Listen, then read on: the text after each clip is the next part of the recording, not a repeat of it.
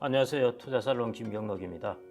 오늘은 연금 수령 잘 하려면 어떻게 해야 할까? 이 주제로 좀 살펴볼까 하는데요. 네덜란드의 노후 전체 생애자산 관리 시스템이 참 재미가 있는데요. 네덜란드 같은 경우에는 이제 자산을 크게 축적하는 기관과 이제 인출하는 기관으로 나누어 본다면은 네덜란드는 자산을 축적하는 기관에는 CDC, 컬렉티브 DC라고 해서요. 집단으로 기금을 모아서 이제 운용을 합니다. 그래서 이제 축적할 때는 효율성을 극대화하는 것이죠. 이제 자산 축적을 많이 시키려고요. 대신 네덜란드는 인출할 때는 종신연금을 의무적으로 다 가입을 해야 됩니다. 그러니까 인출할 때는 모두 종신연금으로 받아야 하는 것이죠. 그러다 보니까 이제 종신연금 시장이 경쟁이 심하다 보니까 그래서 연금 전환율, 소위 말해 내가 1억 원을 넣었을 때 연금으로 받는 액수도 이제 경쟁이 심하다 보니까 좀 높아집니다. 그래서 네덜란드 같은 경우는 축적할 때는 화끈하게 이제 자산을 늘리기 위해서 노력을 하고요. 인출할 때는 안전하게 종신연금으로 인출한다. 이런 시스템이 사회적으로 이제 세팅이 되어 있는데요. 우리나라는 이제 축적하는 것에 관한 제도는 이제 조금 제도적 부분들이 하나하나씩 정비되어 왔습니다. 우리가 TDF라는 것이 이제 만들어졌고요. 그다음에 이제 디폴트 옵션이라는 것이 뭐 약간 불완전 하나마 그나마 이제 도입되어서 디폴트 옵션이 또 올해부터 시행되고 있고요. 이런 식으로 해서 우리나라는 이제 축적에 관한 부분은 어느 정도 제도적 기반이 이루어지고 있는데요. 이제 인출에 관한 것은 아직 인출을 다른 말로 한다면은 이제 연금 수령 방식이죠. 여기에 대해서는 아직 이제 제도적 기반이나 논의들이 조금 미흡한 편입니다. 그런데 이제 우리나라 지금 이제 상황이 어떠냐 하면요. 여러분들 이 그래프에서 보듯이 앞으로 지금까지는 이제 월급을 받는 인구들이 훨씬 많았는데요. 이제부터는 베이비 부모들이 자꾸 은퇴를 하게 되면서 이제 연금을 받는 인구들이 자꾸 많아집니다. 이 그래프에서 보면은 월급을 받는 인구하고 연금을 받는 인구의 차이가 2008년대 그 차이가 2천만 명으로 되게 격차가 컸습니다. 그러니까 지금부터 한 15년 전에는 연금을 받는 사람에 비해서 월급을 받는 사람의 숫자가 훨씬 큰 것이죠. 무려 2천만 명이나 더. 여기서 연금을 받는 사람은 제가 그냥 60세 이상으로 일단 간주를 했고요. 월급을 받는 사람들은 이제 25세에서 59세 이렇게 이제 인구수를 보았을 때요. 15년 전에는 불과 그랬는데요. 지금 이제 2023년 와서 이 규모가 많이 축적되었고 지금부터 한 17년만 지나게 되면요. 이제 두 숫자가 같아집니다. 소위 말해 인출을 해서 연금을 받으려는 사람하고 월급을 받는 사람의 숫자가 같아진다는 것이죠.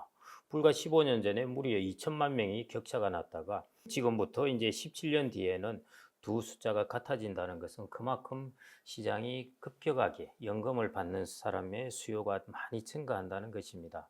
그런데 이제 여기에 대해서는 아직 이제 제도적 완비나 사회적 논의가 아직은 덜 되어 있는 편입니다. 그래서 제가 이제 그 부분을 좀 말씀드리고자 하는데요.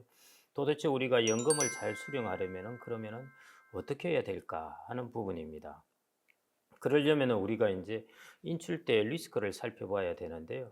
연금은 우리가 국민연금처럼 우리가 그냥 아무것도 안 하고 있어도 지급이 되는 그 연금이 있는데 비해서 우리가 스스로 계좌에서 인출해서 연금 형태로 만들어야 되는 경우도 있습니다.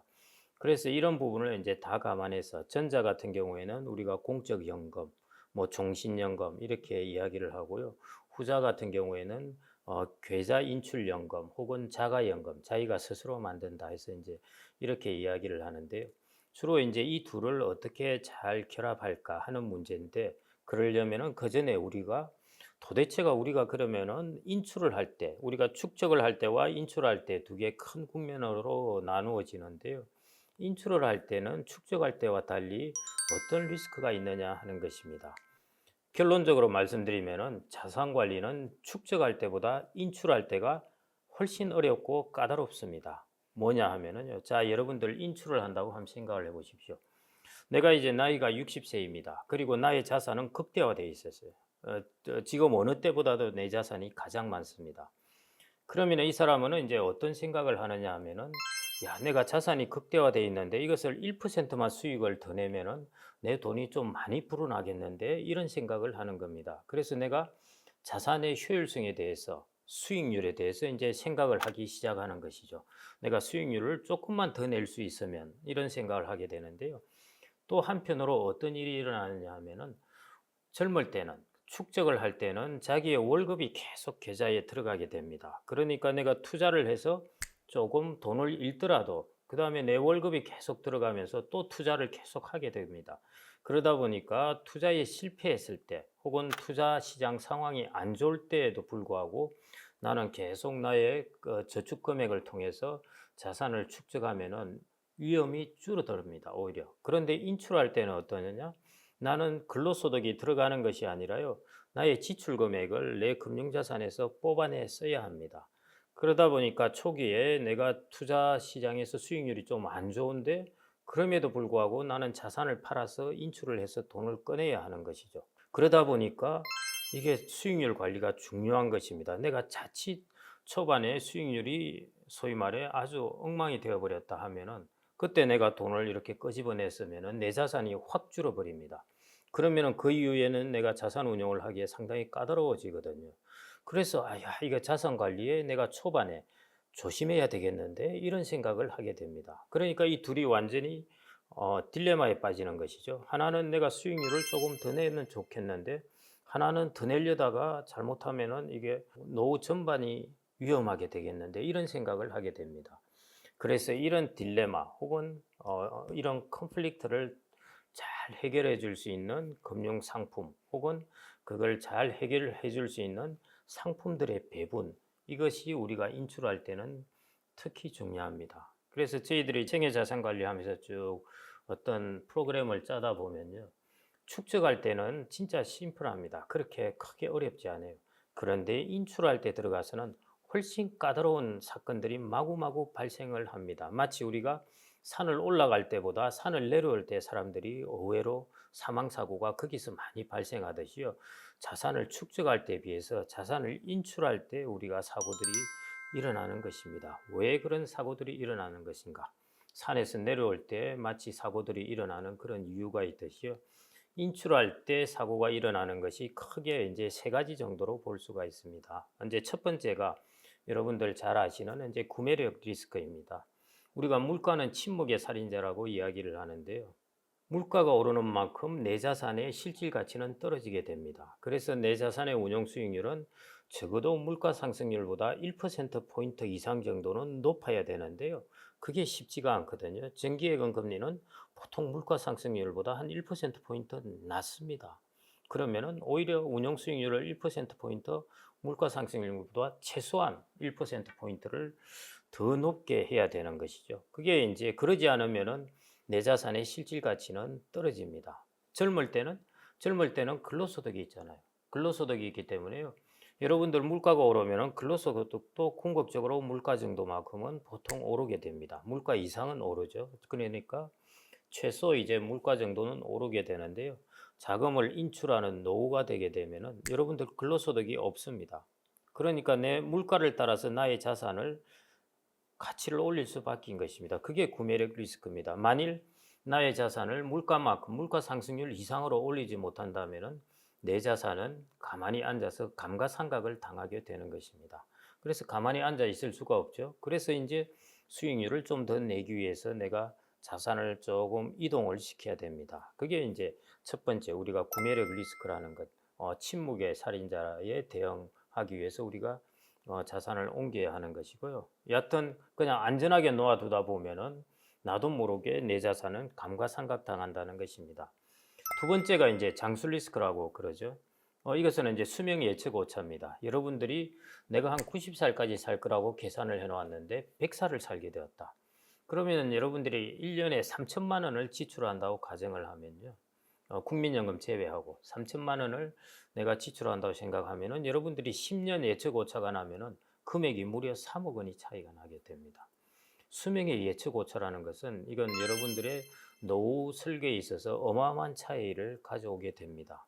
그런 부분이 이제 장수 리스크의 첫 번째입니다. 이걸 도대체 내가 어떻게 방어해야 할까 하는 거죠. 얼마나 까다롭습니까? 내가 언제 죽을지 누가 알겠습니까? 그런데 그 불확실성에 대처를 해야 되는 것이 노후 자산의 인출의 환경입니다. 그 다음에 장수 리스크의 두 번째 문제는 고령 후기에 들어가서 내가 너무 오래 살았다 하면은 사람의 인지 능력이 떨어지게 됩니다. 지금은 이제 60대, 70대 초반 이런 데까지는 내가 기억력도 좋고 자산 관리도 내가 할 수 있고 한데요. 이제 70대 후반에 들어가게 되면은 점차 판단력이 이제 떨어지게 되는 것입니다. 일본이 이제 이런 문제를 갖고 있는데요. 소위 말해 일본은 고령화가 되다 보니까요. 인지증, 소위 말해 치매 환자가 이제 많이 늘어나고요. 그 인지증이 환자들이 앞으로 보유할 자산이 거의 2천조에 이른다고 그럽니다. 그러니까 뭐 이 부분에 도대체 이제 이 자산 관리를 어떻게 할까 하는 부분이죠. 그러면 여러분들이 이제 오래 살 경우에 전략을 세워 놓으셔야 되는 것입니다. 내가 고령 후반기로 갈 때는 내가 자산 관리를 하지 않고 그냥 자동으로 월급처럼 들어오게 내 자산을 만들어 놓아야 되는 것입니다.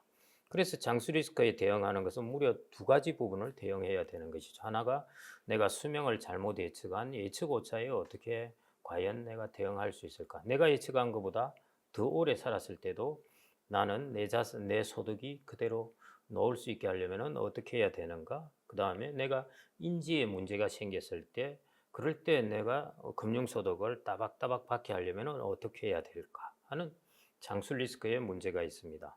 그 다음에 이제 세 번째, 이 좀 생소한 것인데요. 수익률 순서 리스크라는 게 있습니다. 그 말은 뭐냐면은 내가 은퇴 초기에 자산이 극대화되어 있을 때, 이때 수익률이 좋으면은 그 사람은 만일 그 사람이 자산이 극대화되어 있는 은퇴 초기에 10년 동안 수익률이 좋았다 하면은 그 사람의 노후는 거의 다 해결됩니다. 그런데 내가 자산이 극대화되어 있는 그 시점부터 10년 동안 내 수익률이 영 주식시장이 안 좋았다. 채권 시장도 별로 안 좋았다 하면은 그 사람은 그 나머지 생은 아주 어렵게 되게 됩니다. 뭐냐? 내가 처음에 내가 은퇴하고 나서 자산을 운용하면서 인출할 때 이때 첫 전반기의 수익률이 좋으냐 좋지 않으냐가 내 전체 노후 자산 관리를 좌우한다는 것입니다. 그런데 여러분들이 어느 시점에 놓을지 누가 알겠습니까? 누구든 자기가 목돈을 가지고 나왔을 때 주식시장이나 투자시장이 좋기를 바라지만은 세상은 그렇지가 않다는 것입니다. 좋을 때도 있고 안 좋을 때도 있고 그렇다는 것인데요. 그럴 경우에 우리는 어떻게 리스크를 관리해야 될까 하는 것들입니다. 이 세 가지 리스크가 우리가 인출 때, 소위 말해 여러분들이 연금 수령할 때 직면해야 되는 리스크인데요.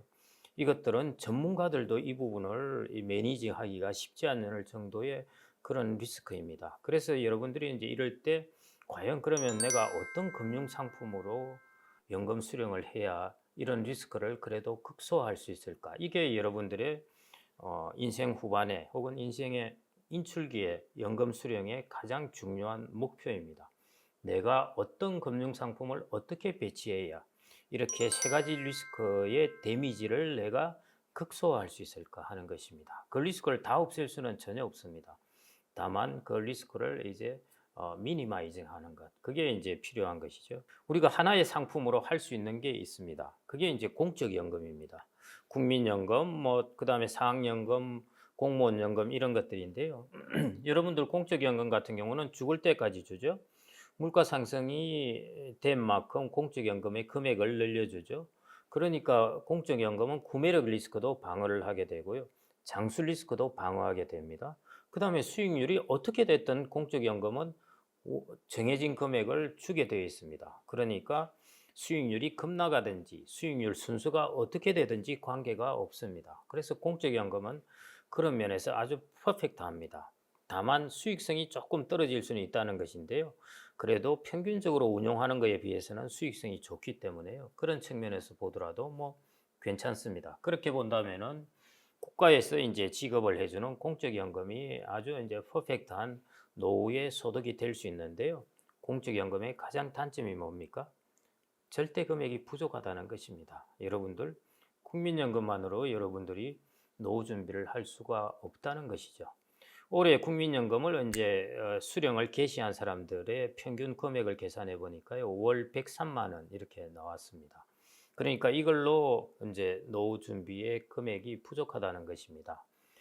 그 서울시에서 이제 국민연금연구원에서 서베이한 바에 따르면은 서울시 기준으로 적정한 지출 금액이 대략 330만 원 정도 됩니다. 그러면은 세금을 감안하고 하면은 적어도 한 360, 370 정도 소득이 필요하다는 것이죠. 그렇게 본다면은 이제 우리가 공적연금인 이 금액만으로 당연히 불가능하고요. 나머지 부분을 여러분들이 이제 사적연금이나 여러분들이 뭔가를 자가연금을 만들어야 되는 것입니다. 그래서 할 수 있는 것이 이제 민간 종신연금이 있죠. 국가에서 해준 종신연금은 없지만은 민간 종신연금이 있습니다. 그 민간 종신연금은 민간에서 종신토록 취급해 줍니다. 그런데 단점은 뭐냐면은 구매력 리스크입니다. 금액이 확정되어 있기 때문에요. 나중에 20년, 30년 지나면은 여러분들이 실질적으로 받는, 그러니까 연금의 실질 소득은 떨어지게 됩니다. 그 다음에 단점은 수익성이 떨어집니다. 수익성이 떨어진다는 것은 연금 전환율이 낮다는 것입니다. 연금 전환율이 낮다는 것은 내가 1억 원을 받았을 때 종신토록 받는 연금의 금액이 낮다는 것이죠. 그게 낮기 때문에요. 아직 사람들이 이제 이게 또 민간 종신연금을 가지고 내가 다 노후 준비를 한다 하더라도요. 수익성이 떨어지고 구매력이 따라주지 못하고 한 이 리스크에는 여전히 노출되게 되는 것입니다. 그래서 내가 이제 주식으로 좀 해보겠다 하는데요. 주식 같은 경우에는 구매력도 커버할 수 있고 수익성도 좋고 그 다음에 장수 리스크도 어느 정도는 해지할 수 있습니다. 그런데 주식의 가장 단점은 뭐냐? 수익률 순수 리스크에 노출된다는 것입니다. 내가 주식으로 운용을 하는데 처음 내가 은퇴하자마자 주식시장이 폭락을 해버렸다. 내가 거기 데미지를 크게 입게 되는 것이죠. 물론 내가 은퇴하자마자 주식시장이 폭등하면은 그 사람은 이제 인생 오후에 설계는 다 끝날 정도로 아주 해피하게 되지만요. 그렇지 않고 폭락할 수도 있는 것입니다. 그 다음에 수익률 자체가 급락할 수도 있고요. 그래서 주식으로 하려니까 또 이런 부분에 이제 리스크가 있는 것입니다. 그 다음에 예금이나 채권으로 좀 더 안전하게 그럼 해보자 하는 방법도 있는데요. 예금이나 채권 역시 장수 리스크 해지 안 됩니다. 내가 오래 산다고 해서 예금 채권이 그 부분에 대해서 내가 죽을 때까지 너한테 예금 줄게. 그런 거 없지 않습니까? 기간을 딱 정해놓고 줍니다. 채권도 마찬가지죠. 기간을 정해놓고 줍니다. 그래서 내가 죽을 때까지 소득을 준다. 그 예금 채권 안 됩니다. 그래서 장수 리스크 해지 못하죠. 구매력 가장 취약합니다. 장기 채권 같은 경우에요. 내가 원금을 10년 뒤에 내가 지금 넣어놓고 원금을 10년 뒤에 1억 원을 받는다. 10년 뒤에 받는 1억 원의 가치가요. 물가 상승률 3%만 감안하더라도요. 10년 뒤에는 7,400만 원 정도로 가치가 실질 가치가 떨어지게 됩니다. 그 구매력이 아주 취약한 자산입니다. 다만 수익률 순서나 수익률 급락 이런 부분에는 로버스트하고 거기에 대해서는 강건할지 모르는데요. 구매력, 수익성, 장수 리스크 이런 부분에 대해서는 다 취약한 것이죠. 그래서 제가 여기 쭉 보여드린 대표적인 우리가 인출 관련된 금융 상품을 보면은 어느 하나로 해결될 수 있는 것이 없습니다. 공적연금 하나 정도가 하나로 해결될 수 있는데요.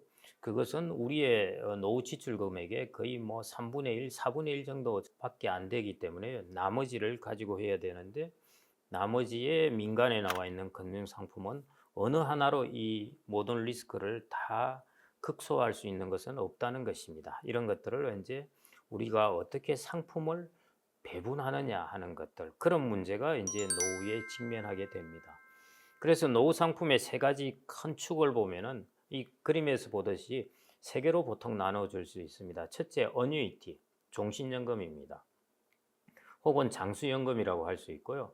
종신연금은 내가 지금 가입해서 60세부터 평생 연금을 받는다 하면은 장수연금은 내가 60세에 돈을 1억 원 넣었는데 연금 수령은 한 85세부터 한다는 것입니다.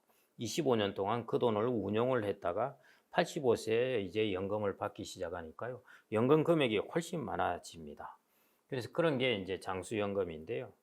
그 다음에 이제 세 번째 정기연금. 이것은 기간을 10년, 20년 이런 식으로 이제 정해놓은 연금입니다. 그래서 어뉴이티 범주에 들어가는 것은 종신연금, 장수연금, 정기연금 대충 이렇게 들어갑니다. 좀 더 구체적으로 말씀드리면 장수연금은 그냥 이연연금. 내가 지금 돈을 넣고 즉시로 연금을 받는 즉시연금이 아니라 지금 돈을 넣고 3년, 5년 있다가 종신연금을 받겠다는 이연연금의 일종인데요. 이연연금은 보통 뭐 3년, 5년 이 정도 이연을 하는데요. 10년 길어야. 그런데 장수연금 같은 경우에는 거의 85세 정도까지 이연을 하니까요. 이연 기간이 아주 깁니다. 그래서 우리는 이걸 이제 일컬어서 장수연금이다. 이렇게 이제 이름을 붙이기도 하는데요. 그래서 어뉴이티에 들어가는 상품 종류는 대충 이렇습니다. 그 다음에 이제 인컴 드로우다운. 이게 뭐냐면은 내가 나의 계좌에서 내가 인출을 하는 것입니다. 소득을. 소위 말해 이제 자가연금이 되는 것이죠. 이런 때는 여러분들이 이제 투자회사에서 보는 많은 상품들입니다. 인컴 자산이라는 거 있죠.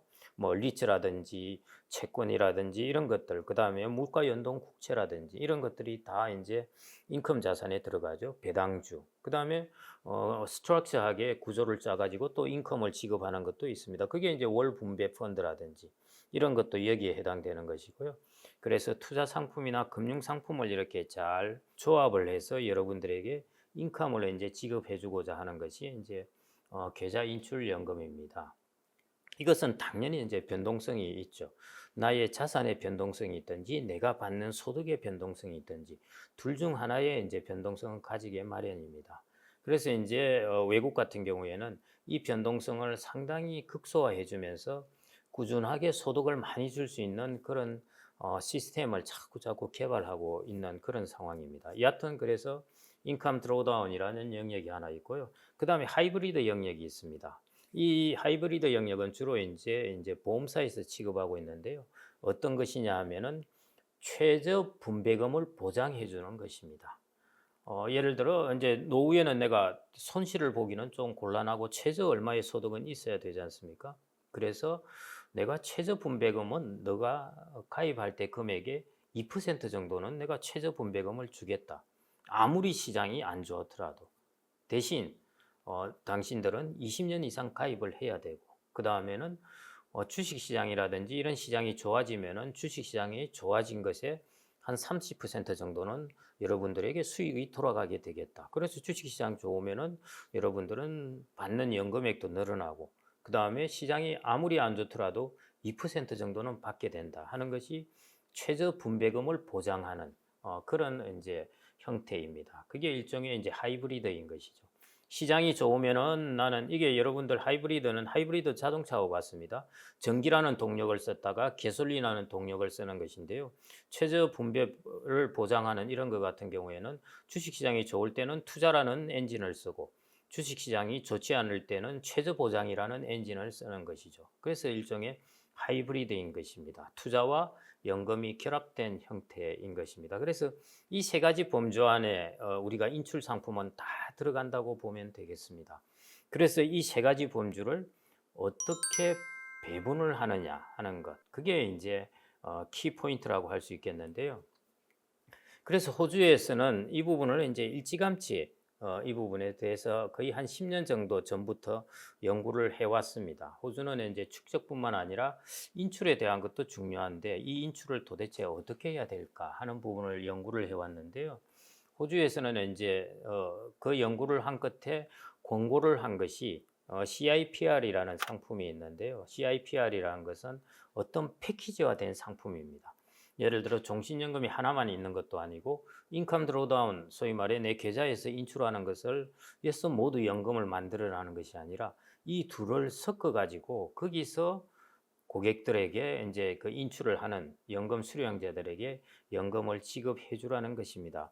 여기 그래프를 보면은 언제 이 사람들이 시뮬레이션을 한 결과인데요. 65세 남성이 이제 40만 달러의 축적 자금으로 세 가지 종류의 이제 CIPR 자기들이 이제 상정한 패키지 상품입니다. 그래서 이제 인출을 하는 것인데요.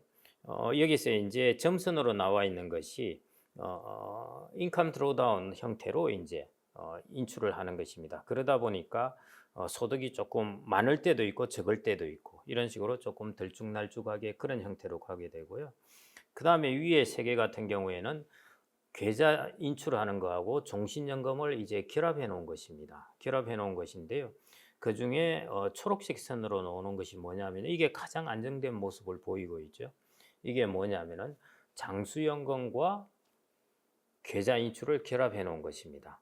이 말은 뭔 말이냐면은 내가 85세까지는 나의 계좌에서 자산을 운용하면서 인출을 하고 그 다음에 85세를 넘어가면은 장수연금에서 연금으로 받는다는 것입니다. 그러면은 이 계좌는 실질적으로 운용을 할 때 어떻게 운용을 하느냐?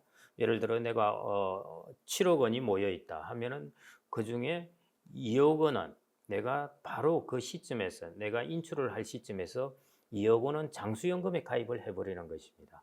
그럼 나머지 5억 원으로 내가 운용을 하면서 계좌 인출을 하면서 연금을 받는 것이죠. 받다가 내가 2억 원을 넣어놓은 이 장수연금은 내가 80세나 85세나 이런 때 가서 그때부터 종신연금으로 개시가 되는 것입니다. 그래서 그 금액이 그때 되면은 이제 충분히 많게 나오게 됩니다. 무려 한 20년, 25년 동안 운용을 하고 그렇게 되니까요.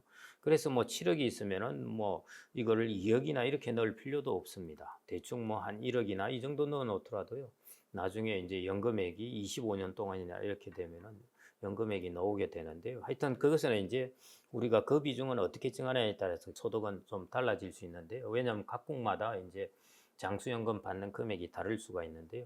여하튼 여기에서 플랜에 놓은 것에 가장 베스트로 좋은 것은 뭐냐면은 내가 평균 수명 정도까지는 내가 계좌 인출연금, 내가 자가연금으로 내가 운용을 하면서 그리고 약간 중위험 중수익 형태로 운용을 하면서 내가 소득을 뽑아내는 것이죠. 예를 들어 배당주, 리츠, 채권 이런 것들 등 중심으로 해서 따박따박 인컴 중심의 이제 계좌를 구성해 가지고 거기서 내가 이제 소득을 받아내는 것이고요. 그 다음에 그게 이제 내가 85세 정도가 가면은 다 끝나게끔 이제 그거를 계산을 하는 것입니다. 시스템으로 계산을 해가지고요. 내가 받는 배당 소득뿐만 아니라 원금에서도 인출을 해가는 것이죠. 그래서 85세 정도까지 계좌 인출연금은 잔고가 제로가 딱 되게 만들고요. 그 다음에 85세에 들어가서는 자기가 시작할 때 넣어놨던 장수연금이 그때부터 이제 나에게 지급되기 시작하는 것입니다. 그럼 85세는 이제 아까 말씀드렸죠. 내가 이제 평균 수명 이상 사는 것에 대한 리스크가 완전히 이제 해지되는 것이죠. 내가 100살까지 살더라도 장수연금은 나올 수 있게 되고요. 또 하나는 아까 인지 리스크가 있다고 그랬지 않습니까? 이제 관리 능력이 상실되는데 장수연금을 받게 되면 자동적으로 이제 연금이 지급되기 때문에요. 나는 뭐 관리할 필요 없습니다. 그냥 월급 형태로 들어오게 되는 것이죠. 그게 이제 그래서 CIPR에 결합 여러 가지 CIPR을 많이 만들 수 있는데요. 그 호주의 이 리뷰를 만든 사람들의 리서치에 따르면은 자기의 한 85세 정도까지는 계좌 인출연금을 하고 85세 이후에 종신연금을 하는 이런 형태로 결합하는 것이 가장 소득을 많이 창출할 수 있고 소득의 안정성도 가장 높다. 이렇게 이제 결론을 내리고 있습니다. 그래서 호주 정부 같은 경우에는요. 여러분들이 이 세 가지 그래프가 있는데 그중에 가장 왼쪽에 있는 이게 방금 말한 것입니다. 내가 80세면 80세, 85세면 85세인데요. 대충 평균 수명 때까지는 계좌에서 인출해서 내가 연금을 만들어내고 그 다음에 이거는 다 소진시켜 버립니다. 소진시켜 버리고요.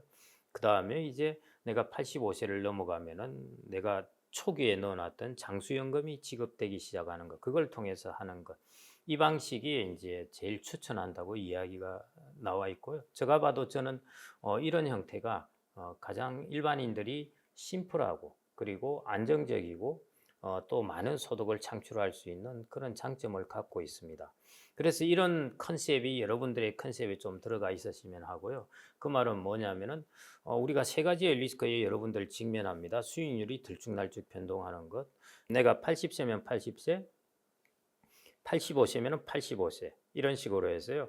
그래서 80세라고 해보죠. 그러면은 내가 80세 전까지는 내가 계좌 인출해서 내가 주로 이제 인컴 중심 아까처럼 월 배분이라든지 뭐 그다음에 물가 연동 국채라든지 다양하게 이제 구조화된 상품이라든지 이런 것들을 통해서요.